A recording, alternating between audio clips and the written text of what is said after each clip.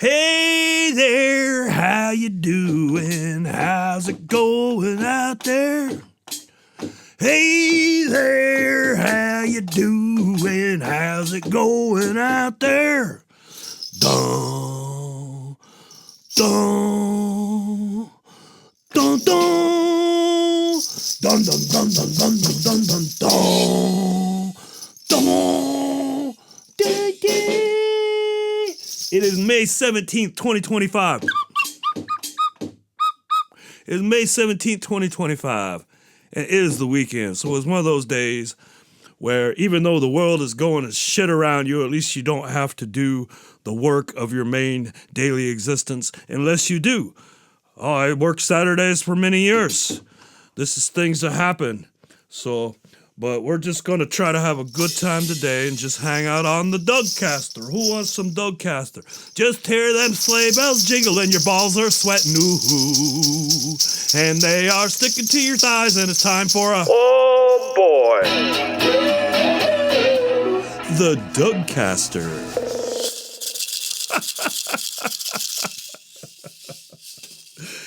I don't fucking know what that was, but I like it. All right. Let's see, what should we do today? Why don't I open my mail? Let's see what we got here. All right. We got a bill, another bill. Oh, my mortgage. Let's see here. Let's see. Oh, man, I'm getting close. Instead of saving, I've been pouring the money into the mortgage, so... We're getting close. Within the year, this son of a bitch. We're going to pay this son of a bitch off. That's exciting, isn't it? Aren't you fucking excited about that? Let's see, what else do we got here? Another bill. NPR wants me to donate. You know, you send them money once. I think I talked about it on the podcast. You know, and I was happy to do it at the moment, but I'm not very good at donating to causes. And so their trials are for naught. If I hear it on the radio and decide to donate, that's when I'll donate. They don't need to send me shit no more. All right, well, what's this? A letter. Who's this from? Shit. She found me again, goddammit. She sends me blue Valentines all the way from Philadelphia to mark the anniversary of someone I used to be, and I feel like warriors out for my rails. Baby got me checking in my rear view mirror. So I'm always on the run. So I changed my name. And I didn't think you'd ever find me here. Send me blue Valentines, like half-forgotten dreams, like a pebble in my shoe. As I walk these streets, and the ghosts of your memory, baby, it's a thistle in the kiss. It's the burglar that can break a rose's neck. It's the tattooed, broken promise I had to hide beneath my sleeve. I'm gonna see you every time I turn my back.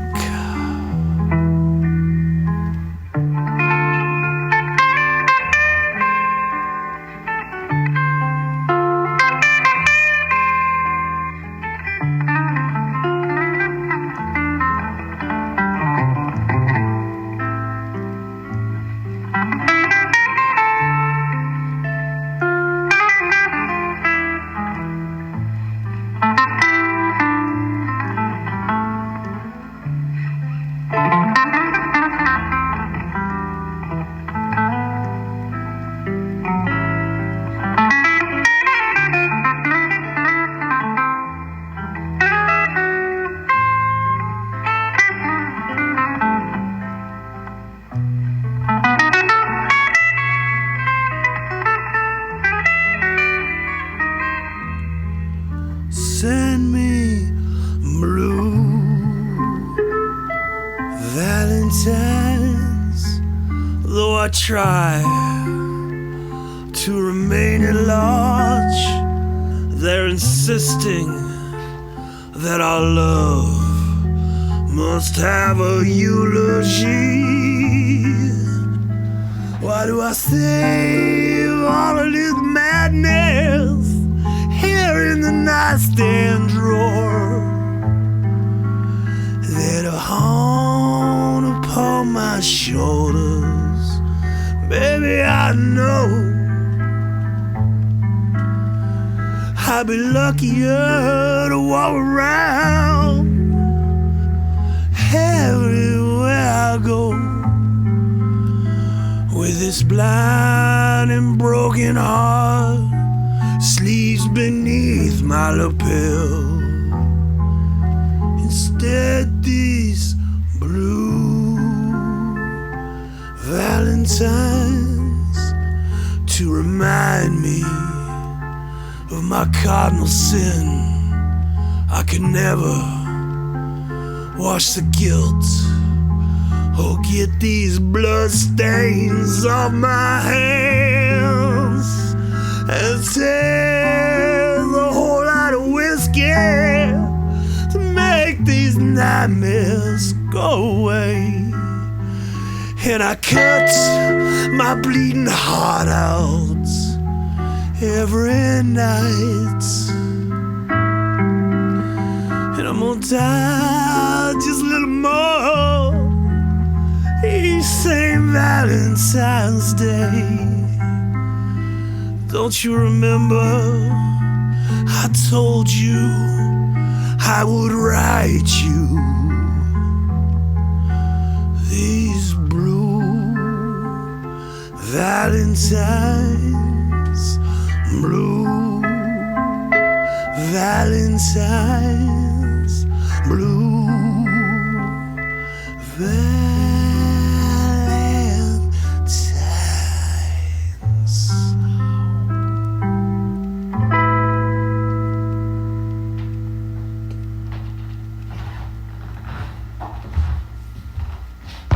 Yeah, that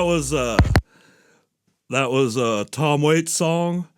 Another Dougcaster karaoke of Tom Waits on our everlasting journey to talk you into liking Tom Waits. 'Cause Tom Waits is cool, he's cool enough for you. He's Tom Waits, and he's really old now. He's an old guy, he's a crazy old guy.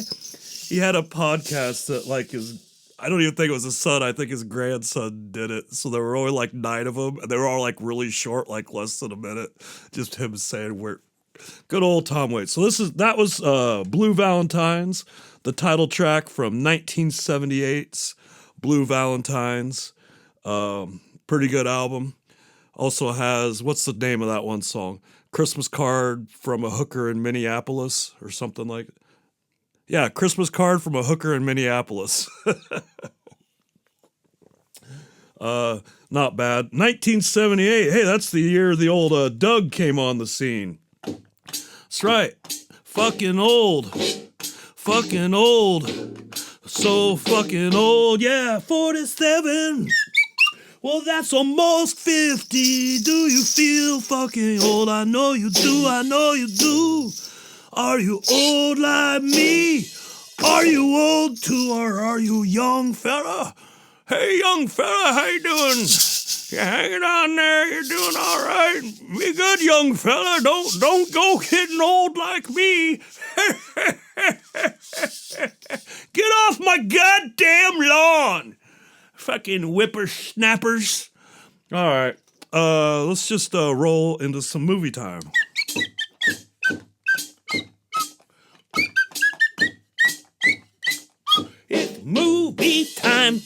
Movie time, but the movie time won't be very good.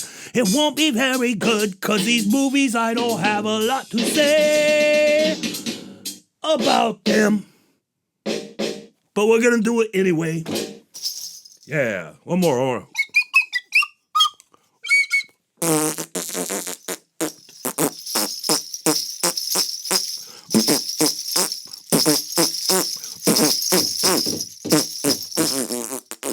Okay, the first movie was Room with a View from 1985. This is the first of two movies featuring Daniel Day-Lewis that are set in old-timey days where he plays an old-timey gentleman. Room with the View also features Helena Bonham Carter. Do you remember her? Several Tim Burton movies, Fight Club, many other things. The old Helena Bonham Carter, and she's really young here. This is 1985. So this takes place in Florence. Helena Bonham Carter's character and her mother are at a hotel in Florence, and they're having breakfast with the other guests at the hotel dining room table in the hotel dining area. Remember, these are old-timey shits, like 1800s, maybe early 1900s, both of these. I couldn't pinpoint either of them. This one's probably more 1800s, actually. I have a reason. I'll come to it. Okay, so they're having breakfast, and the mom and we're just going to call her Helena. I don't even remember her character's name. And Helena are complaining about there not being a view in the room. Actually, it's mostly the mother complaining about it. But there's a man and his son, and the son is named George. And the man offers to switch rooms with them because they have a lovely view. And then there's, she doesn't want to be a bother and both. They end up switching rooms, and Helena kind of falls for this George kid, right? So, but she goes back to wherever she's from because they're not at the hotel very long, if I don't recall. If I don't recall, that's not the phrase, but you get the gist. So she's going to marry Daniel Day-Lewis, who plays Cecil, and he looks like a Cecil. I don't know, what's this gentleman gonna look like? Daniel Day-Lewis is gonna show you as if it was plucked from fucking history. And he wears glasses, but these are the ones where they've just got a little chain, just a really light, very petite chain that hooks to something. So if they fall off, they don't hit the ground, they just fall down and they're dangle on the chain. But they just set on the bridge of the nose. There's no earpieces. So Daniel Day-Lewis is wearing those, and he's like he's just kind of he's lame. He's lame. This chick shouldn't marry him. Come on, Helena Bonham Carter. Don't marry Daniel Day-Lewis. His character is a loser. A loser. So, I can't remember. I think she ends up leaving him for George eventually. Ta-da! First movie. Second movie. This one has an interesting twist because it is directed by Martin Scorsese. I've always said Scorsese, and then I heard it was pronounced Scorsese, so I try to say Scorsese, but it just doesn't feel right. When you get something in your head a certain way, and then you learn it's different, the right way just doesn't quite seem right, does it? It takes a while to get used to. Scorsese, Martin, Scorsese, hey Scorsese, Martin Scorsese, is it Scorsese? Alright, anyway, so this is another old-timey romance movie. This one is 1993, and you could tell Scorsese directed it, like some of the camera stuff, where there's this one part where they're talking in an opera balcony, and then all of a sudden there's like the screen narrows in and not even narrows in, but like, what do you call it? There's like a fade, so that it kind of goes black around the edges, and there's a circle around the couple that are talking, and all the sound fades out from everything else, and you just hear them talking. Little shit like that, And it also has Daniel Day-Lewis, but it's a little switch up. In the last one, the girl had the two guys. In this one, the guys got the two girls. Who you go, Daniel? Oh, getting that old-timey punani. That old-timey punani. Daniel Day-Lewis. Gonna get him some. Gonna get him some. He gonna get him some. What's this thing that's not plugged in down here? What the fuck is this? Is this a phone charger? What's this go to? Oh, it's something that comes out of the drum kit. I don't know what that's supposed to be. The drum kit is working, so I must not need it. So this one also has Winona Ryder, and this is 1993. Winona Ryder, very young. Excuse me. She plays a very young woman, obviously, well, but of age. And Daniel Day-Lewis is all set to marry her, and she's swelling everything. But then he meets Michelle Pfeiffer, who is either divorced or a widow. I forget which, but he kind of is sweet on her. And then he ends up marrying Winona Ryder anyway, and I don't know. And in the end, he does or does not end up with Michelle Pfeiffer, because I don't fucking remember. It was an interesting watch. It was mainly interesting just to see Daniel Day-Lewis just, going way into a role. That was kind of, I don't know. And, a Martin Scorsese movie with Daniel Day-Lewis that you've never seen. Well, fuck yeah, you gotta watch that. But it turns out you don't. You don't really. You don't have to. I mean, you can, but you don't have to. And this next movie is the same in that you can, but you don't have to. It is called Under the Volcano. Under the Volcano from 1984. Man, what's with all these old movies, Doug? Some of them are almost as old as you. When Room with the View came out, I was 7. When Under the Volcano came out, I was 6. When Age of the Innocents comes out, I was like a freshman or a sophomore in high school, I guess. Okay, so Under the Volcano, directed by John Huston, which was actually the main reason I looked at it, or I watched it. I don't know, the title sounded interesting, and then it was directed by John Huston. I've never seen a John Huston movie, and this is another one of those things. Angelica Houston. I always used to pronounce it Angelica Houston. Houston, but it's Houston. I heard it on some shit. Houston. So John Huston. Oh, good old Angelica Houston. Who can forget her turn in the Royal Tannenbaums as the matriarch? What a great movie that was. But we're not talking about that. We're talking about fucking Under the Volcano. So this, the synopsis reads as a day in the life of a self-destructive British consul in Mexico on the eve of World War II. Well, that sounds pretty good. So I'm not familiar with this guy, but Albert Finney played the main guy, said British consul who is in Mexico on the eve of World War II, and he is self-destructive. This motherfucker drinks the hard stuff, and like if he doesn't have enough, he's got to find a bottle and like chug half of it, like Leaving Las Vegas kind of shit. He's drinking like that. I don't know. It was okay. Nothing really exciting happened. It's just sort of watching him be a drunk. And I can relate a little. I can relate, bro. Creme brulee, I can relate. A little bit, because sometimes I do have to have a beer, or lately I've been having hard seltzers, keeping them in the fridge. A little easier on the stomach than beer. There have been a couple mornings where I have to have a hard seltzer in the morning or maybe even 2, because you're too hungover and you can't sleep in late enough. They won't let you. You gotta work. You gotta do something. Gotta make some money. You can't just fucking quit yet. You can't retire yet.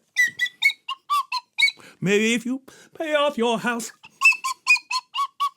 and save a little money, and then you sell the house and buy something really small and stick it on your parents' property and live like a weird little hermit. Like a weird little hermit.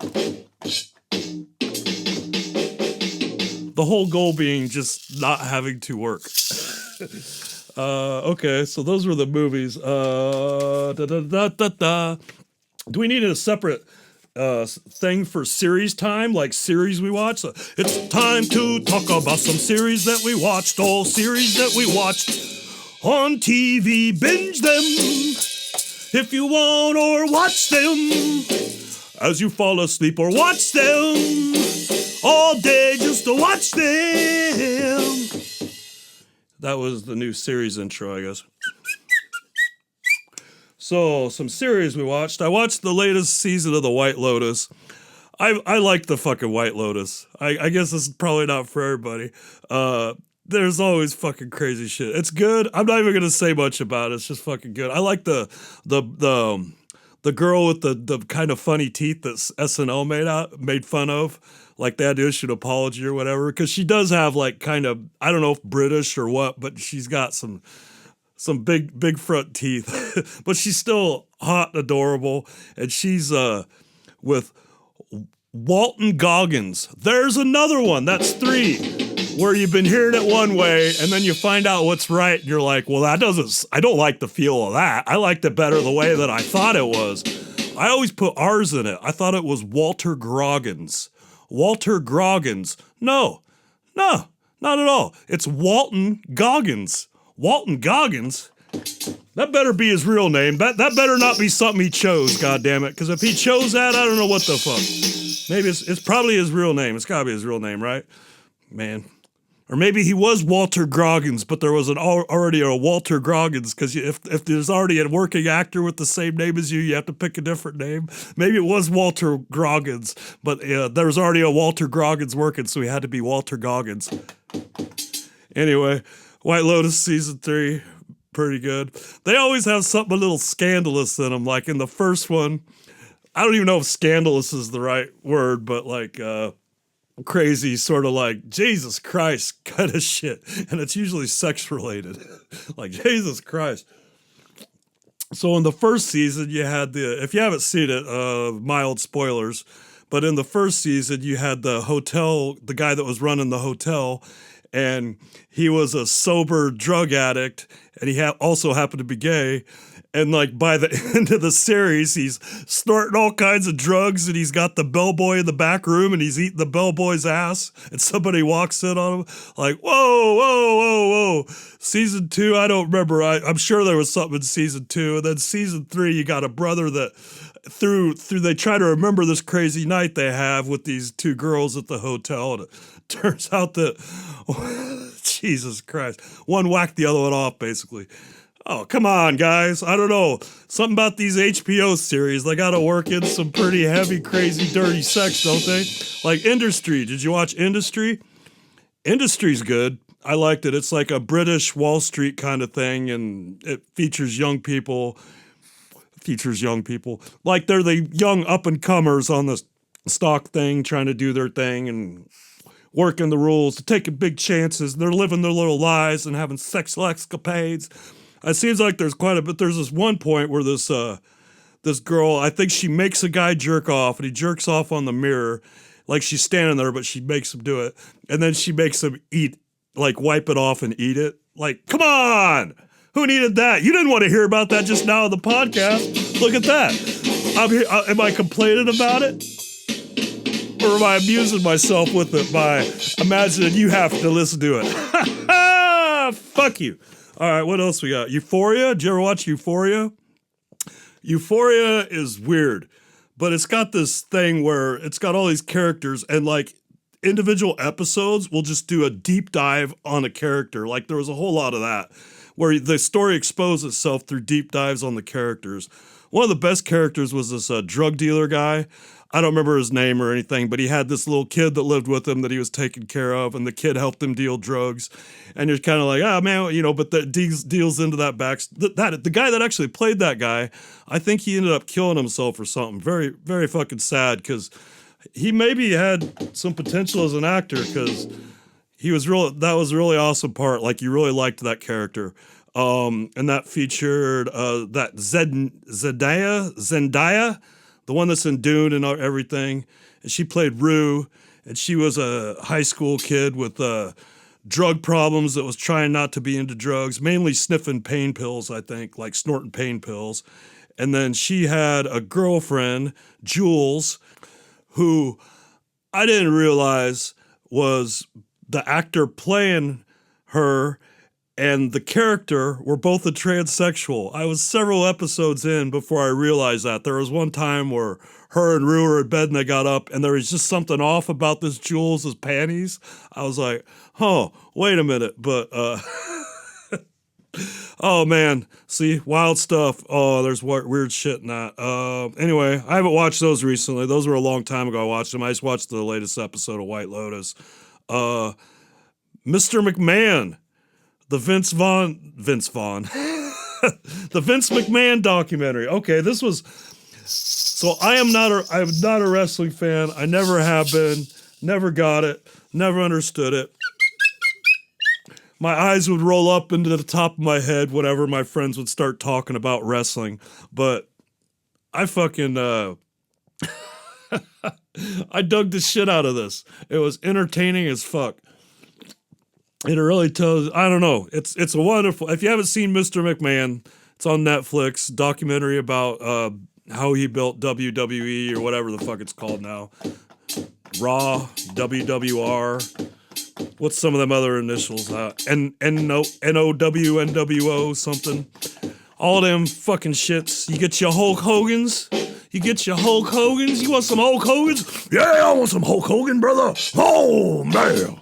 All right. I don't have a lot to say about it. It's just fucking fascinating. And then I watched a documentary on American Gladiators. You remember American Gladiators when you were a kid? That goofy fucking shit? It was interesting as hell.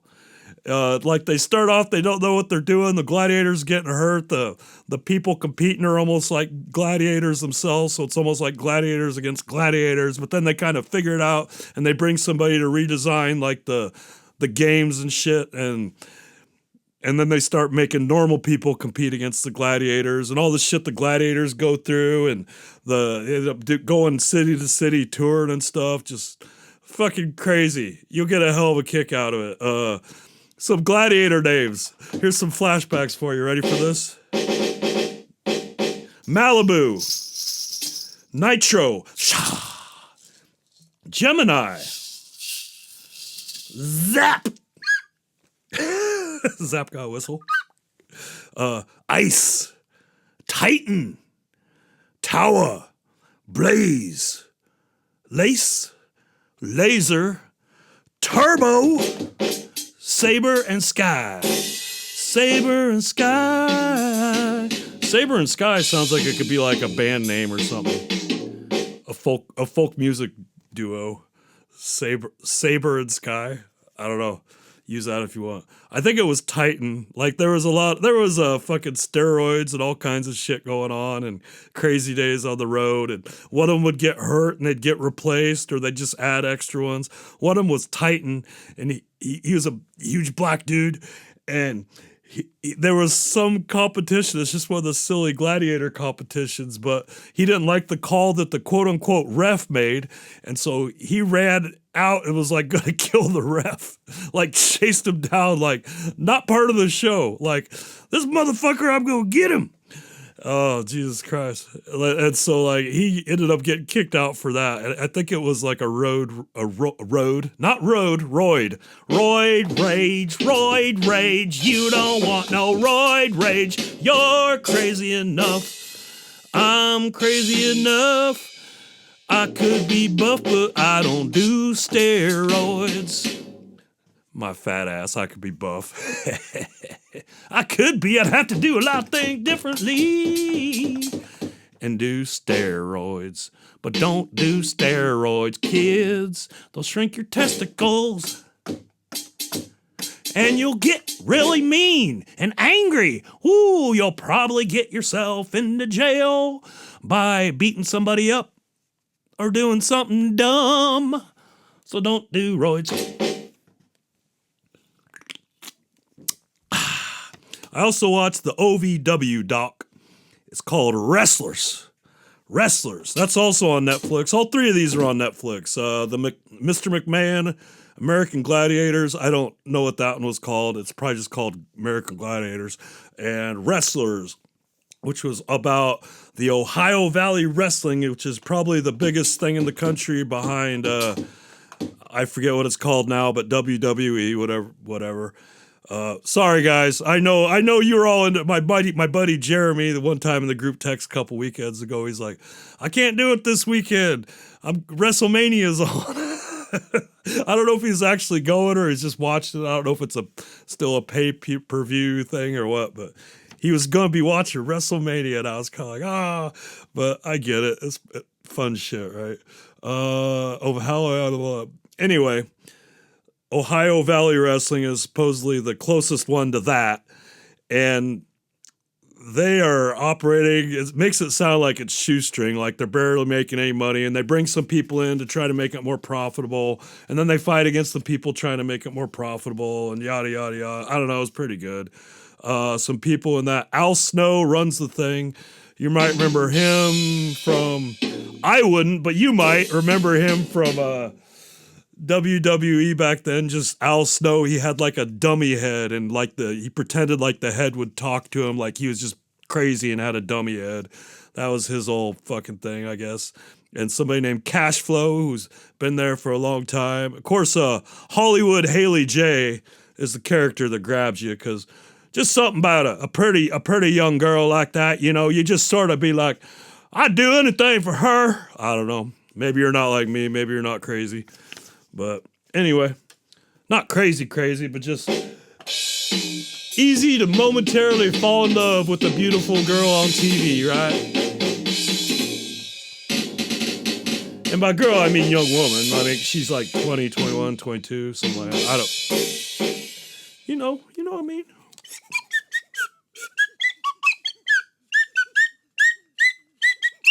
That was movie time. I don't know. I should have more things to talk about, but I haven't really come up with anything or any silly ideas for, for like ads. I need to do some sponsorships. I should just wing one real quick. Vapes. Vapes. When you don't want to have to go by a window or outside so that you could smoke, but you still want some nicotine and you don't want to suck on a lozenge, vapes. You'd really rather have a cigarette, though, because they kind of suck, and they're kind of harsh, and they're probably even worse for you. Vapes. Don't do it. Don't smoke a nicotine vape. Unless it's convenient. Definitely don't start. If you're gonna smoke, just smoke.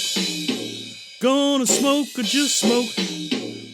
Oh, I listened to some old podcast that had Bert Kreischer on it. Oh, I'm that old. It's like a year or so ago, and he said his daughter started vaping. I think she's probably around 18-ish, give or take a year. And so he bought her a pack of American Spirit cigarettes. He's like, don't vape. If you're going to do it, smoke.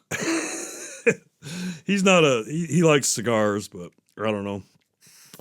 I kind of get where he's coming from. I might do the same thing if I was a dad.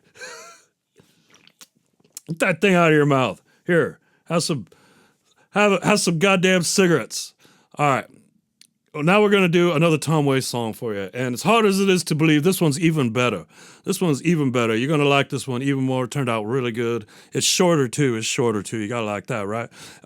This one is called Yesterday Is Here.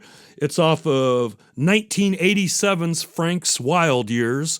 Frank's Wild Years was originally a song on Swordfish Trombones. Well, it was more of a spoken word thing than a song, even though there was music with it. But it's about this guy that's living the little suburb life and not super happy with his wife. So one day he just burns his house down. Oh, he's parked across the street and watched the flames dance, all chimney red and Halloween orange. Anyway, so I guess, I don't know if he wrote it or he just wrote the music for it, but there was a play that debuted in 1986. I think it was just a smallish theater production, Steppenwolf or something like that. But the songs for the album were for that, and then he recorded and released the album in 1987. And this is a good album. There's lots of good songs on it. This is another one of those where this isn't the best song on the album.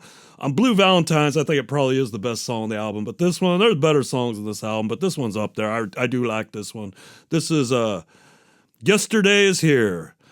Are you ready to fucking rock? Come on, get ready. You got to get ready for this shit, because are you ready?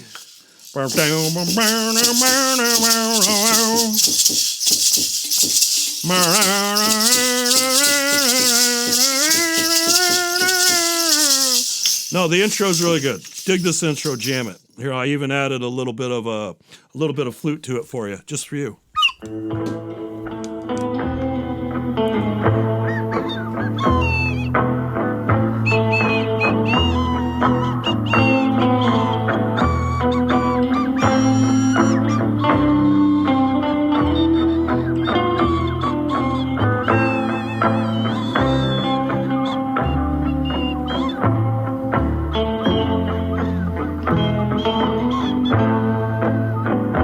If you want money in your pocket and a top hat on your head, hog meat on your table and a blanket on your bed, well, today's gray skies, tomorrow is tears.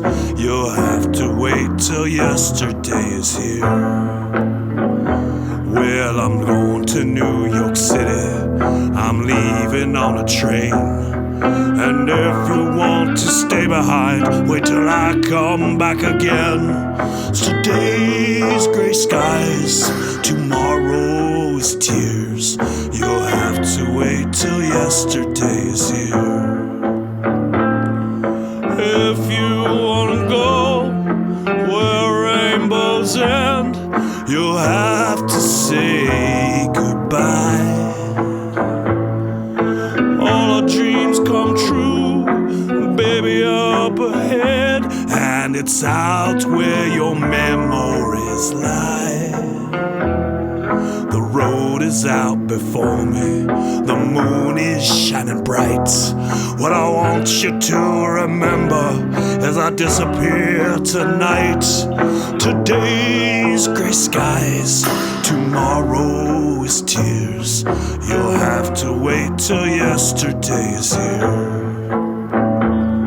'Cause today's gray skies, tomorrow is tears. You'll have to wait till yesterday is here. We'll have to wait till yesterday is here. You'll have to wait till yesterday is here.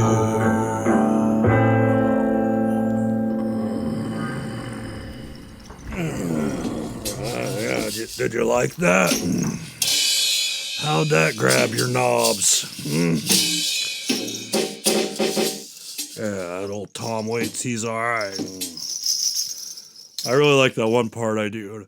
If you want to go. I don't know, it just turned out really good. I like it. Alright, we're going to do something a little different here. Something a little different on the Dougcaster. So, put on your smoking jacket, get your pipe, and sit back and relax, because we're going to read you a couple short stories by Ernest Hemingway.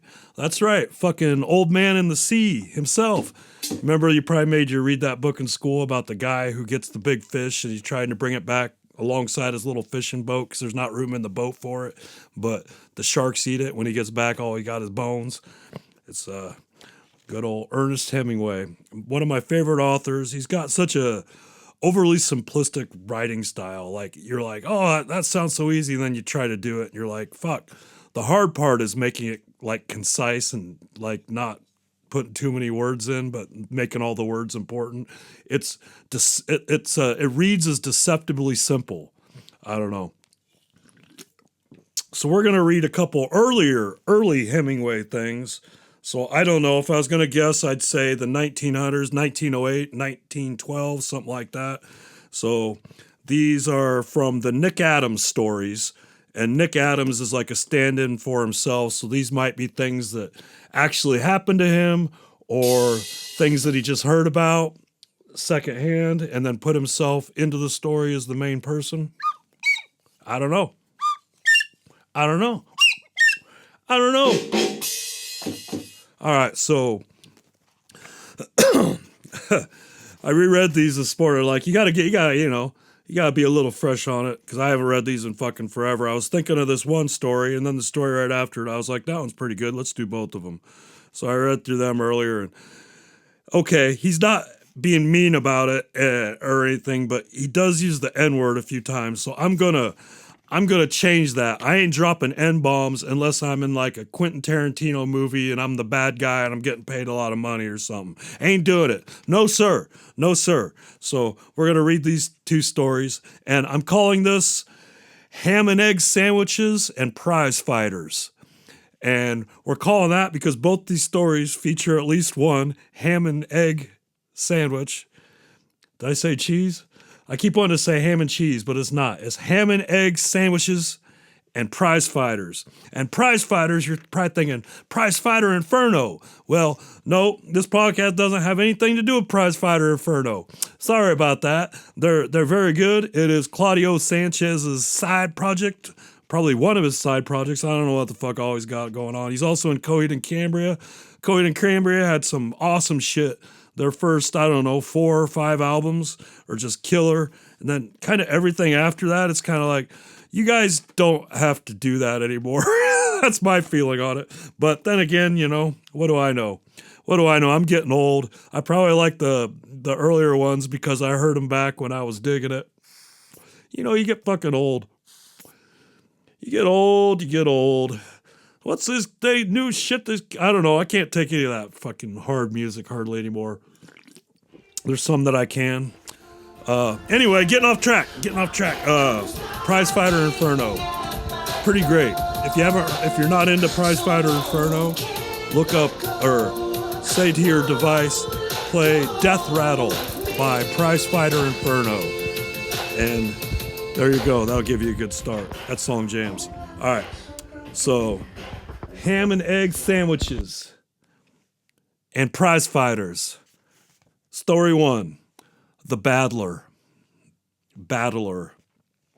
So, Nick's name, or Ernest Hemingway's name in this is Nick, so he calls himself Nick. And it's in the third person. The Battler. So apparently he's been riding trains. Nick stood up. He was all right. He looked up the track at the lights of the caboose going out of sight around a curve. There was water on both sides of the track, then tamarack swamp.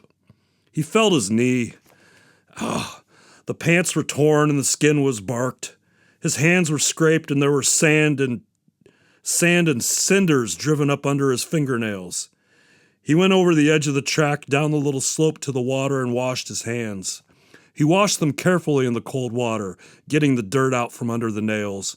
He squatted down and bathed his bloody knee.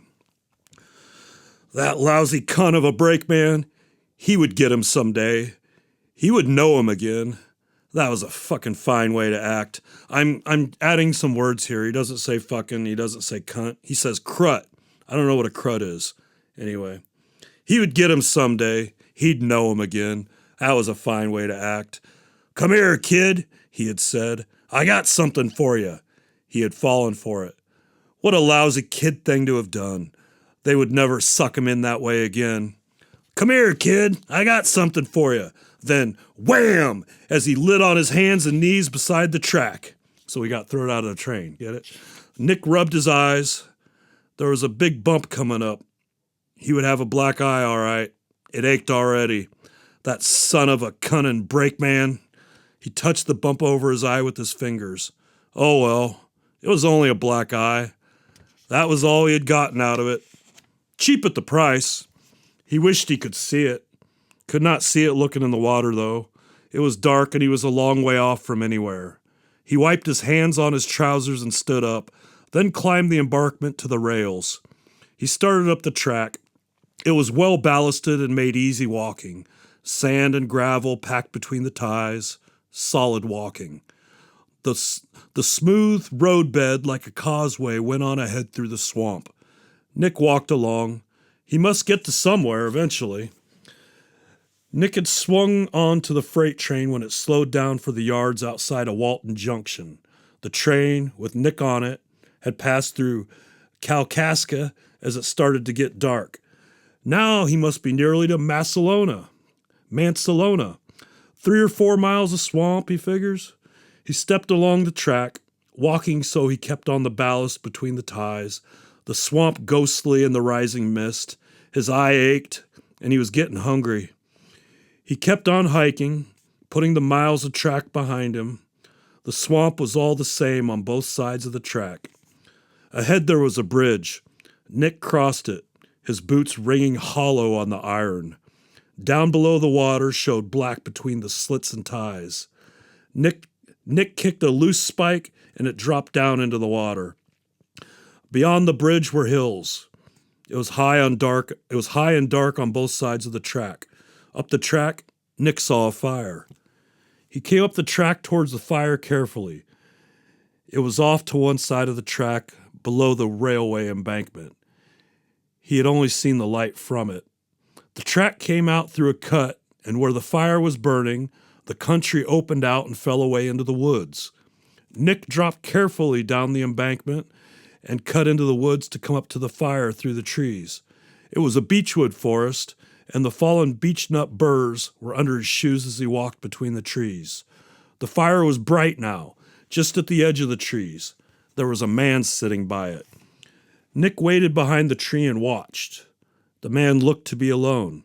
He was sitting there with his head in his hands, looking at the fire. Nick stepped out and walked into the firelight. The man sat there looking into the fire. When Nick stepped quite close to him, he did not move. "Hello," Nick said. The man looked up. "Where'd you get the shiner?" he said. "A brakeman busted me." "Off the through freight?" "Yes." "I saw the bastard," the man said. "He went through here about an hour and a half ago. He was walking along the top of the cars, slapping his arms and singing. That bastard. It must have made him feel good to bust you," the man said seriously. "I'll bust him. Get him with a rock sometime when he's going through," the man advised. "Get him with a rock sometime when he's going through." "I'll get him. You're a tough one, aren't you?" "No," Nick answered. "All you kids are tough." "You gotta be tough," Nick said. "That's what I said." The man looked at Nick and smiled. In the firelight, Nick saw that his face was misshapen. His nose was sunken, his eyes were slits, he had queer-shaped lips. Nick did not perceive all this at once. He only saw the man's face was queerly formed and mutilated. It was like putty in color, dead-looking in the firelight. So, pan is an old-timey word for face. "Don't you like my pan?" the man asked. Nick was embarrassed. "Sure," he said. "Look here." The man took off his cap. He had only one ear. It was thickened and tight against the side of his head. Where the other ear should have been, there was a stump. "Ever seen one like that?" "No," said Nick. It made him a little sick. "I could take it," the man said. "Don't you ever think I could take it, kid?" "You bet." "They all bust their hands on me," the little man said. "They couldn't hurt me." He looked at Nick. "Sit down," he said. "Want to eat?" "Don't bother," Nick said. "I'm going to go on into town." "Listen," the man said. "Call me Ad." "Sure." "Listen," the little man said. "I'm not quite right." "What's the matter?" "I'm crazy." He put on his cap. Nick felt like laughing. "You're all right," he said. "No, I'm not. I'm crazy. Listen, you ever been crazy?" "No," Nick said. "How does it get you?" "I don't know," Ad said. "When you got it, you don't know about it. You know me, don't you?" "No." "I'm Ad Francis." "Honest to God?" "Don't you believe it?" "Yes." Nick knew it must be true. "You know how I beat them." "No," Nick said. "My heart's slow. It only beats 40 a minute. Feel it." Nick hesitated. "Come on." The man took hold of his hand. "Take hold of my wrist. Put your fingers there." The little man's wrist was thick, and the muscles bulged. The little man's wrist was thick, and the muscles bulged around the bone. Nick felt the slow pumping under his fingers. "Got a watch?" "No." "Neither have I," Ad said. "It ain't any good if you haven't got a watch." Nick dropped his wrist. "Listen," Ad Francis said. "Take a hold again. You count, and I'll count up to 60. Feeling the slow throb under his fingers, Nick started to count. He heard the little man counting slowly. 1, 2, 3, 4, 5, and on, aloud. 60, Al finished. That's a minute. What'd you make it? 40, Nick said. That's right, Ad said happily. She never speeds up. A man dropped down the railroad embankment and came across the clearing to the fire. Hello, Bugs, Ad said. Hello, Bugs answered. It was a Negro's voice. Nick knew from the way he walked that he was a Negro. He stood with his back to them, bending over the fire. He straightened up. This is my pal Bugs, Ad said. He's crazy too. Glad to meet you, Bugs said. Where you say you're from? Chicago, Nick said. That's a fine town, the Negro said. I didn't catch your name. Adams, Nick Adams. He says he's never been crazy, Bugs, Ad said. He's got a lot coming to him, the Negro said. He was unwrapping a package by the fire. When we gonna eat, Bugs? The prizefighter asked. Right away. Are you hungry, Nick? Hungry as hell. Hear that, Bugs? I hear most of what goes on. That ain't what I asked you. Yes, I heard what the gentleman said. Into a skillet. This is fun. All right. Into a skillet, he was laying slices of hams. As the skillet grew hot, the grease sputtered, and Bugs, crouching on long black legs over the fire, turned the ham and broke eggs into the skillet, tipping it from side to side to baste the eggs with the hot fat. Will you cut some bread out of that bag, Mr. Adams? Bugs turned from the fire. Sure. Nick reached into the bag and brought out a loaf of bread. He cut 6 slices. Ad watched him and leaned forward. Let me take your knife, Nick, he said. No, you don't, the Negro said. Hang on to your knife, Mr. Adams. The prizefighter sat back. Will you bring me the bread, Mr. Adams? Bugs asked. Nick brought it over. Do you like to dip your bread in the ham fat? The Negro asked. You bet. Perhaps we better wait until later. It's better at the finish of the meal later. The Negro piled up a slice of ham and laid it on one of the pieces of bread, then slid an egg on top of it. You close that sandwich, will you please, and give it to Mr. Francis? Ad took the sandwich and started eating. Watch out how that egg runs, the Negro warned. This is for you, Mr. Adams. The remainder is for myself. Nick bit into the sandwich. The Negro was sitting opposite him beside Abe. The hot fried ham and eggs tasted wonderful. Mr. Adams is right hungry, the Negro said. The little man, whom Nick knew by name as a former champion fighter, was silent. He had said nothing since the Negro had spoken about the knife. May I offer you a slice of bread dipped right in the hot fat? Bugs said. Thanks a lot. Oh, we got to say it right. May I offer you a slice of bread dipped right in the hot ham fat? Bugs said. Thanks a lot. The little white man looked at Nick. Will you have some, Mr. Adolph Francis? Bug offered from the skillet. Ad did not answer. He was looking at Nick. Mr. Francis, came the black man's soft voice. Ad did not answer. He was looking at Nick. I spoke to you, Mr. Francis, the black man said softly. Ad kept looking at Nick. He had his cap down over his eyes. Nick felt nervous. How the hell do you get that way? Came out from under the cap sharply at Nick. Who the hell do you think you are? You're a snotty bastard. You come in here where nobody asks you, and you eat a man's food, and when he asks to borrow a knife, you get snotty?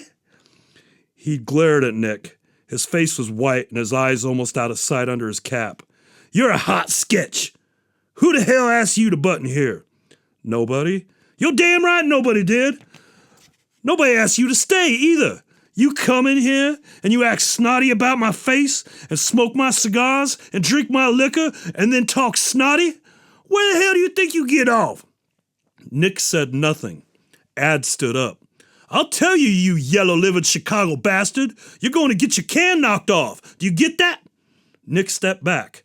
The little man came towards him slowly, stepping flat-footed forward, his left foot stepping forward, his right dragging up to it. Hit me, he moved his head. Try and hit me. I don't want to hit you. You won't get out of it that way. You're going to take a beating, see? Come on, and lead at me. Cut it out, Nick said. All right then, you bastard. The little man looked down at Nick's feet. As he looked down, the Negro, who had followed up behind him as he moved away from the fire, set himself and tapped him across the base of the skull. He fell forward, and Bugs dropped the cloth-wrapped blackjack on the grass. The little man lay there, his face in the grass. The Negro picked him up, his head hanging, and carried him to the fire. His face looked bad, the eyes open. Bugs laid him down gently. Will you bring me the water in the bucket, Mr. Adams? He said. I'm afraid I hit him a little hard. The Negro splashed water with his hand on the man's face and pulled his ears gently. The eyes closed. Bugs stood up. He's all right, he said. There's nothing to worry about. I'm sorry, Mr. Adams. It's all right. Nick was looking down at the little man. He saw the blackjack on the grass and picked it up. It had a flexible handle and was limber in his hand. Worn black leather with a handkerchief wrapped around the heavy end. That's a whalebone handle, the Negro smiled. They don't make them anymore. I didn't know how well you could take care of yourself, and anyway, I didn't want you to hurt him or mark him up no more than he is. The Negro smiled again. You hurt him yourself. I know how to do it. He won't remember nothing of it. I have to do it to change him when he gets that way. Nick was still looking down at the little man, lying, his eyes closed in the firelight. Bugs put some more wood on the fire. Don't you worry about him. Don't you worry about him none, Mr. Adams. I seen him like this plenty of times before. What made him crazy? Nick asked. Oh, a lot of things, the Negro answered from the fire. Would you like a cup of coffee, Mr. Adams? He handed Nick the cup and smoothed the coat he had placed under the unconscious man's head. He took too many beatings, for one thing, the Negro sipped his coffee. But that just made him sort of simple. Then his sister was his manager, and they was always being written up in the papers, all about being brother and sisters, and how she loved her brother, and how he loved his sister, and how they got married in New York, and that made a lot of unpleasantness. I remember about that. Sure, of course, they wasn't brother and sister no more than a rabbit, but there was a lot of people didn't like it either way, and they commenced to having disagreements. And one day, she just went off and never come back. He drank the coffee and wiped his lips with the pink palm of his hand. He just went crazy. Will you have some coffee, Mr. Adams? Thanks. I see her a couple times, the Negro went on. She was an awful good-looking woman. Looked enough like him to be twins. He wouldn't be bad-looking without his face all busted. He stopped. The story seemed to be over. Where did you meet him? Asked Nick. I met him in jail, the Negro said. He was busting people all the time after she went away, and they put him in jail. I was in for cutting a man. He smiled and went on soft voice. Right away I liked him, and when I got out I looked him up. He likes to think I'm crazy, and I don't mind. I like to be with him, and I like seeing the country, and I don't have to commit no larceny to do it. I like living like a gentleman. What do y'all do? Nick asked. Oh, nothing. Just move around. He's got money. He must have made a lot of money. Sure. He spent all his money, though. Or they took it away from him. She sends him money. He poked up the fire. She's a mighty fine woman, he said. She looks enough like him to be his own twin. The Negro looked over at the little man, lying, breathing heavily. His blond hair was down over his forehead. His mutilated face looked childish in repose. I could wake him up any time now, Mr. Adams. If you don't mind, I wish you'd sort of pull out. I don't like to not be hospitable, but it might disturb him back again to see you. I hate to have to thump him, and it's the only thing to do when he gets started. I have to sort of keep him away from people. You don't mind, do you, Mr. Adams? No, don't thank me, Mr. Adams. I'd have warned you about him, but he seemed to have taken such a liking to you, and I thought things were going to be all right. You'll hit a town about 2 miles up the tracks. Mansalonia, they call it. Goodbye. I wish we could ask you to stay the night, but it's just out of the question. Would you like to take some of that ham and some bread with you? No? You better take a sandwich. All this in a long, smooth, polite, black voice. Good. Well, goodbye, Mr. Adams. Goodbye and good luck. Nick walked away from the fire across the clearing to the railway tracks. Out of the range of the fire, he listened. The low, soft voice of the Negro was talking. Nick could not hear the words. Then he heard the little man say, "I got an awful headache, Bugs." "You'll feel better, Mr. Francis," the Negro's voice soothed. "Just you drink a cup of this hot coffee." Nick climbed the embankment and started up the track. He found he had a ham sandwich in his hand and he put it in his pocket. Looking back from the mounting grade before the track curved into the hills, he could see the firelight and the clearing. Kind of fun little story about some crazy ex-boxer who's going to kick his ass, but the nice black man fixed it. Yeah, okay. Next story is called The Killers. The Killers. Dun dun dun dun. Dun dun dun dun. Ham and egg sandwiches and prize fighters are brought to you by my ass. It has a pimple on it. I wish it would get a whitehead so I could pop it. My ass.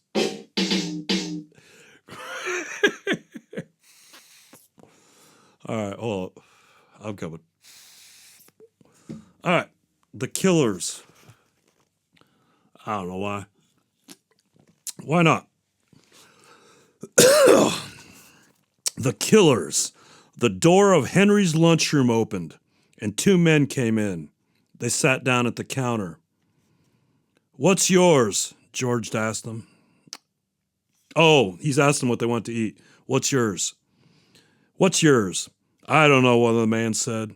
"What do you want to eat, Al?" "I don't know," said Al. "I don't know what I want to eat." Outside it was getting dark. The streetlight came on outside the window. The two men at the counter read the menu. From the other end of the counter, Nick Adams watched them. He had been talking to George when they came in. George is the guy behind the counter working there at the lunch counter. Lunchroom. Henry's lunchroom. All right. "I'll have a roast pork tenderloin with applesauce and mashed potatoes," the first man said. "It isn't ready yet." "What the hell do you put it on the card for?" "That's the dinner," George explained. "You can get that at 6 o'clock. George looked at the clock on the wall behind the counter. "It's 5 o'clock. "The clock says 20 minutes past 5, the second man said. "It's 20 minutes fast." "Oh, to hell with the clock," the first man said. "What have you got to eat?" "I can give you any kind of sandwiches," George said. "You can have ham and eggs, bacon and eggs, liver and bacon, or a steak. Give me chicken croquettes with green peas and cream sauce and mashed potatoes." "That's the dinner." "Everything we want's the dinner, eh? That's the way you work it. I can give you ham and eggs, bacon and eggs, liver." "I'll take ham and eggs," the man called out. The man called Al said. He wore a derby hat and a black overcoat buttoned across the chest. His face was small and white and he had tight lips. He wore a silk muffler and gloves. "Give me bacon and eggs," said the other man. He was about the same size as Al. Their faces were different, but they were dressed like twins. Both wore overcoats too big for them. They sat leaning forward, their elbows on the counter. "Got anything to drink?" Al asked. "Silver beer? Bevo? Ginger ale?" George said. "I mean, have you got anything to drink?" "Just those I said." "This is a hot town," said the other. "What do they call it? Summit?" Ever hear of it?" Al asked his friend. "Nope," the friend said. "What do you do here nights?" Al asked. "They eat the dinner," his friend said. "They all come here and eat the big dinner." "That's right," George said. "Do you think that's right?" Al asked George. "Sure." "You're a pretty bright boy, aren't you?" "Sure," said George. "Well, you're not," said the other man. "Is he, Al?" "He's dumb," said Al. He turned to Nick. "What's your name?" "Adams." "Another bright boy," Al said. "Ain't he a bright boy, Max?" "The town's full of bright boys," Max said. George put the two platters, one of ham and eggs, the other of bacon eggs, on the counter. He set down 2 sides of fried potatoes and closed the wicket into the kitchen. "Which is yours?" he asked Al. "Don't you remember?" "Ham and eggs?" Just a brat boy, Max said. He leaned forward and took the ham and eggs. Both men ate with their gloves on. George watched them eat. What you looking at? Max looked at George. Nothing. The hell you were. You was looking at me. Maybe the boy meant it for a joke, Max, Al said. George laughed. You don't have to laugh, Max said to him. You don't have to laugh at all, see? All right, said George. So he thinks it's all right. Max turned to Al. He thinks it's all right. That's a good one. Oh, he's a thinker, Al said. They went on eating. What's the brat boy's name down the counter? Al asked Max. Hey, brat boy, Max said to Nick. You go around on the other side of this counter with your boyfriend. What's the idea? Nick asked. There ain't any idea. You better go around, brat boy, Al said. Nick went around behind the counter. What's the idea? George asked. None of your damn business, Al said. Who's out in the kitchen? The black guy. What do you mean the black guy? The black guy that cooks. Tell him to come in. What's the idea? Tell him to come in. Where do you think you are? You know damn well where we are, the man called Max said. Do we look silly? You talk silly, Al said to him. What the hell do you argue with this kid for? Listen, he said to George. Tell the black man to come out here. What are you going to do to him? Nothing. Use your head, bright boy. What else would we do to him? George opened the slit that opened back into the kitchen. Sam, he called, come in here a minute. The door of the kitchen opened and the black man came in. What was it? He asked. The two men at the counter took a look at him. All right, black boy, you stand right there, Al said. Sam, standing in his apron, looked at the two men sitting at the counter. Yes, sir, he said. Al got down from the stool. I'm going back to the kitchen with this black guy, and this bright boy. All right, so he's taking the black cook and Nick back into the kitchen. Go on back in the kitchen now.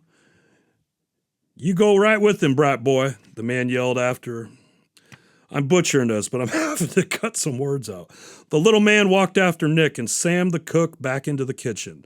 The door shut after them. The man called Max sat at the counter opposite George. He didn't look at George, but looked in the mirror that ran along the back of the counter. Henry's had been made over from a saloon into a lunch counter. So it used to be a bar, now it's a diner. Got it. Well, bright boy, Max said, looking into the mirror, why don't you say something? What's it all about? Hey, Al, Max called. Bright boy wants to know what it's all about. Why don't you tell him? Al's voice came from the kitchen. What do you think it's all about? I don't know. What do you think? Max looked in the mirror all the time he was talking. I wouldn't say. Hey, Al, bright boy says he wouldn't say what he thinks it's all about. I can hear you all right, Al said from the kitchen. He had propped open the slit that dishes passed through into the kitchen with a ketchup bottle. Listen, bright boy, he said from the kitchen to George. Stand a little further along the bar. You move up a little to the left, Max. He was like a photographer arranging for a group picture. Talk to me, bright boy, Max said. What do you think's going to happen? George did not say anything. I'll tell you, Max said. We're going to kill a Swede. Do you know a big Swede named Ole Andresen? Yes. He comes here to eat every night, don't he? Sometimes he comes here. He comes here at 6 o'clock, don't he? If he comes. We know all that, bright boy, Max said. Talk about something else. Ever go to the movies? Once in a while. You ought to go to the movies more. The movies are fine for a bright boy like you. What are you going to kill Ole Andresen for? What'd he ever do to you? He never had a chance to do anything to us. He never even seen us. And he's only going to see us once, Al said from the kitchen. What are you going to kill him for then? George asked. We're killing him for a friend, just to oblige a friend, bright boy. Shut up, said Al from the kitchen. You talk too good. God damn it. Shut up, said Al from the kitchen. You talk too goddamn much. Well, I gotta keep bright boy here amused, don't I, bright boy? You talk too damn much, Al said. The black boy and my bright boy are amused by themselves. I got them tied up like a couple girlfriends in the covenant. I suppose you were in a covenant. You never know. You were in a kosher covenant. That's where you were. George looked up at the clock. If anybody comes in, you tell them the cook is off. And if they keep after it, you tell them you'll go back and cook yourself. You got that, brat boy? All right, George said. What are you going to do with us afterwards? That'll depend, Max said. That's one of those things you never know at the time. George looked up at the clock. It was 6:15. The door from the street opened. A streetcar motorman came in. Hello, George, he said. Can I get supper? Sam's gone out, George said. He'll be back in about half an hour. Well, I ain't got time. I better go up the street, the motorman said. George looked at the clock. It was 20 minutes past 6. That was a nice bright boy, Max said. You're a regular little gentleman. He knew I'd blow his head off, Al said from the kitchen. No, said Max. It ain't that. Bright boy is nice. He's a nice boy. I like him. At 6:55, George said, He's not coming. 2 other people had been in the lunchroom. George had gone out to the 2 other people had been in the lunchroom. Once George had gone out to the kitchen and made a ham and egg sandwich to go that a man wanted to take with him. Inside the kitchen, he saw Al, his derby hat tipped back, sitting on a stool beside the wicket with the muzzle of a sawed-off shotgun resting on the edge. Nick and the cook were back-to-back in the corner, a towel tied in each of their mouths. George had cooked the sandwich, wrapped it up in oiled paper, put it in a bag, brought it in, and the man had paid for it and gone. Bright boy can do everything, Max said. He can cook and everything. You'd make some girl a nice wife, bright boy. Yeah, said George. Your friend, Ole Andreessen, isn't going to come. We'll give him 10 more minutes, Max said. Max watched the mirror and the clock. The hands of the clock marked 7 o'clock, and then 5 minutes past 7. Come on, Al, said Max. We better go. He ain't coming. Better give him 5 more minutes, Al said from the kitchen. In the 5 minutes, a man came in and George explained that the cook was sick. Why the hell don't you get another cook? The man asked. Aren't you running a goddamn lunch counter? He went out. Come on, Al, Max said. What about the 2 bright boys and the black boy? They're all right. You think so? Sure, we're through with it. I don't like it, said Al. It's sloppy. You talk too much. Oh, what the hell, said Max. We got to keep amused, haven't we? You talk too much all the same, Al said. He came out from the kitchen. The cut-off barrels of the shotgun made a slight bulge under the waist of his too tight-fitting overcoat. He straightened his coat with his gloved hands. So long, bright boy, he said to George. You got a lot of luck. That's the truth, Max said. You ought to play the races, bright boy. The 2 of them went out the door.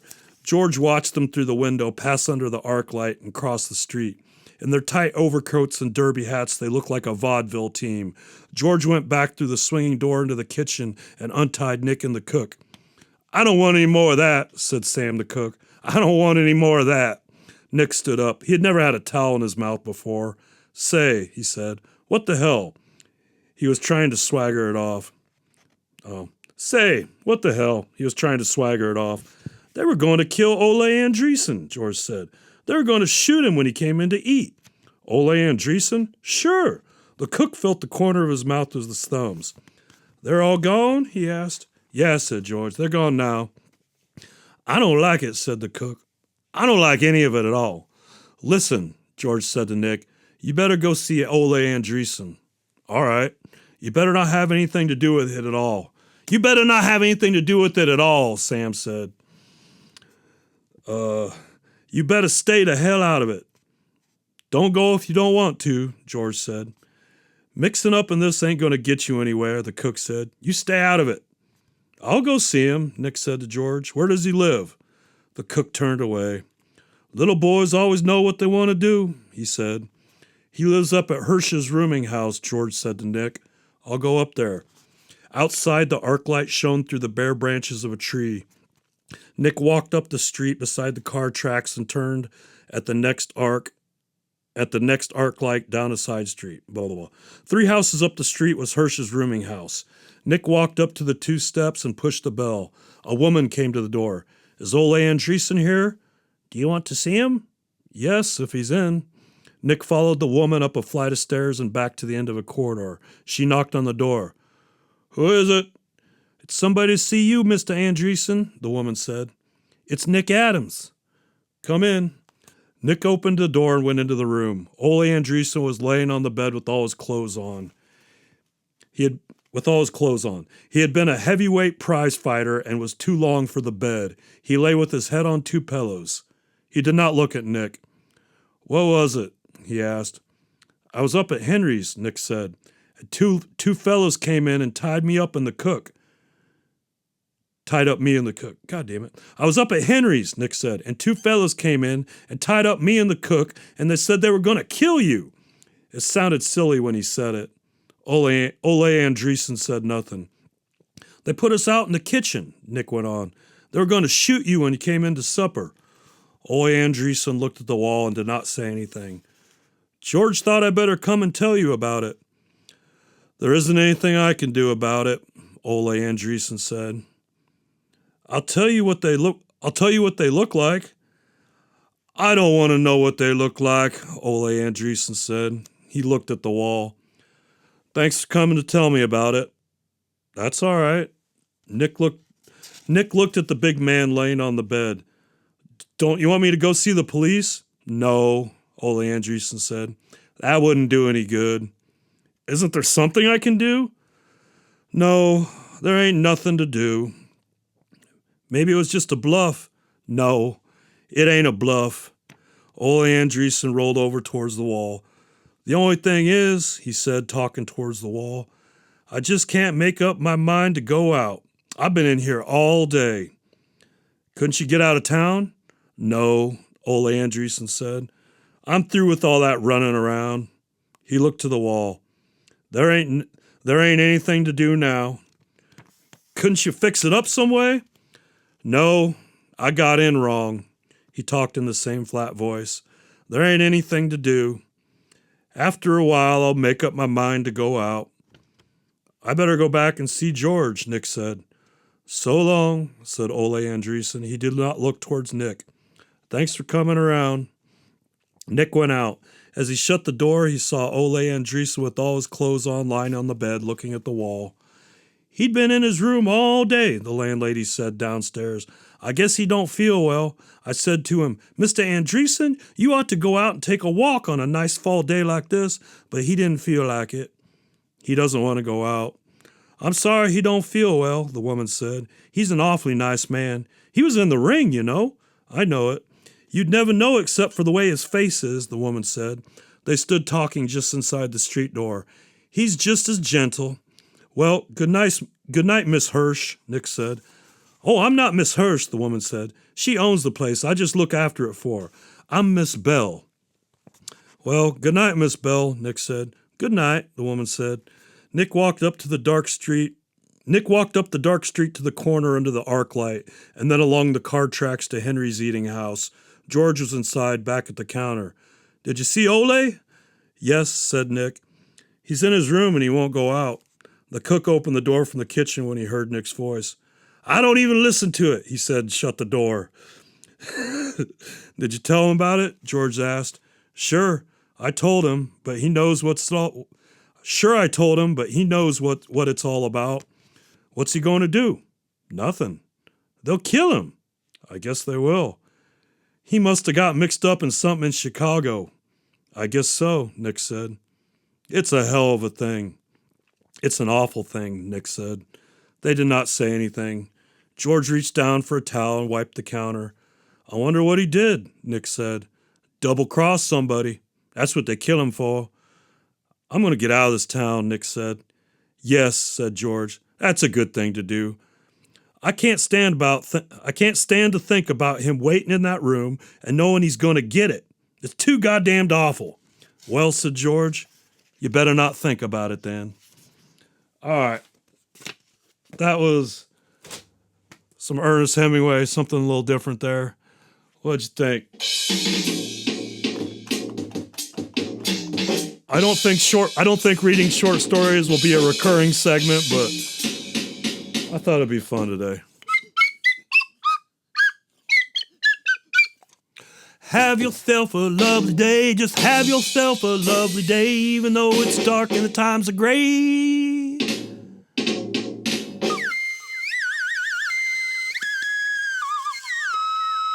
This has been another edition of the Dougcaster. The Dougcaster!